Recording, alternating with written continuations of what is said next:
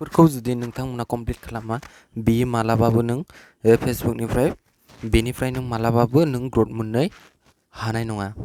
तो हेलो लोगोफोर बरायबाय नोंथांमोनखौ मोनसे बे गोदान भिडिअ नोंथांमोना जुदि फेसबुकाव फलोवार बानायनो गोसोब्ला आरो थाबैनो मनेटाइजेशन जुदि बानायनो गोसोब्ला अब्ला नोंथांमोना बेखौ नायबानो जाबाय।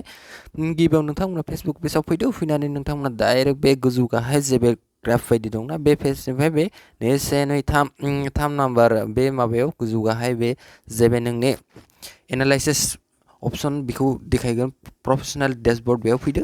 फैनानै नोंथांमोना बेहाय नायदो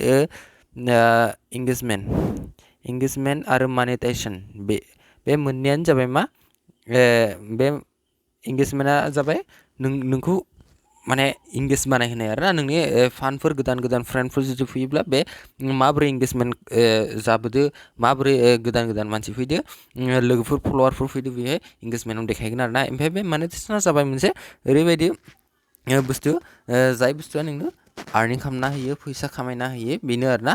ओमफ्राय नोंथांमोना जुदि हमाव थाङोब्ला हमाव थांनानै नोंथांमोना बे नोंनि माबायाव प्रफाइलावनो थुना होबानो जाबाय नैबे जे बे लैथो बसुमतारी, ओमफ्राय बेहाय थुना होदो।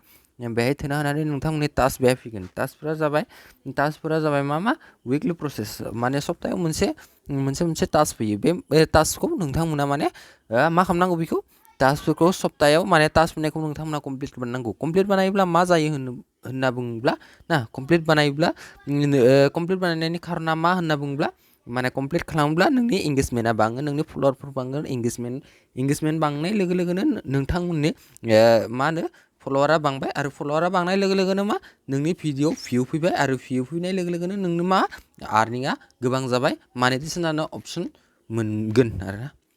कन्टेन्ट मनेटाइजेशन अपसनखौ मोनगोन आरोना। बेहाय मा थाहैबाय नाय गला मा जाबाय 1K भिउ लाबोनांगौ। ओमफ्राय बेहाय मा गाहायाव दं नाय, गाहायाव मा दं, गेट 10 निउ फलोवार, मा होनदो 10 जन गोदान माने फलोवार गेन खालामनांगौ, माने बुथुमनांगौ आरोना।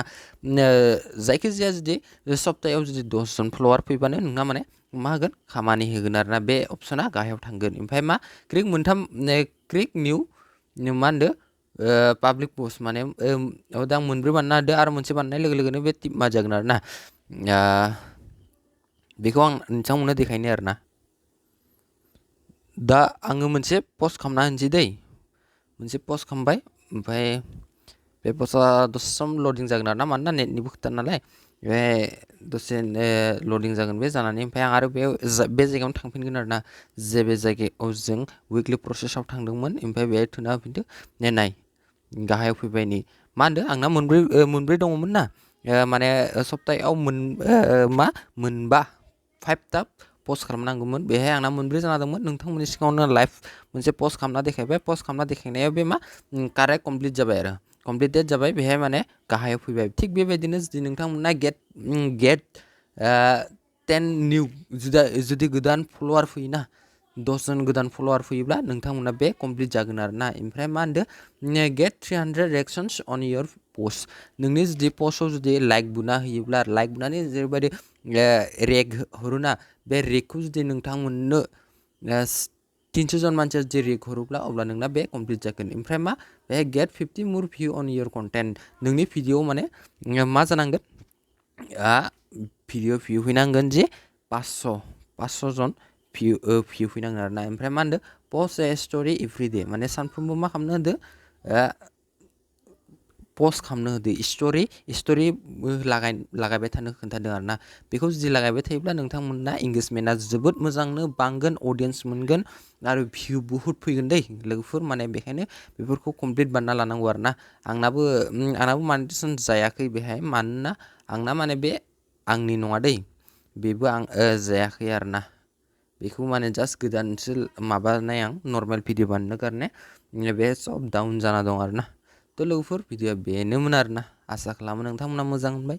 फल' खालामना हो, शेयार खालामना हो, होमबा आरो गोदान नोंथांमोननो भिडिअ बे मनेटाइजेशन फेसबुकनि बागैनो आं नोंथांमोननो गोदान भिडिअ लाबोबाय थागोन। आरो माने जायखिजाया प्रब्लेम जायोब्ला आंनो मेसेज खालामनो हागोन, आं बेखौ सल्भ खालामना होनो हागोन आरोना।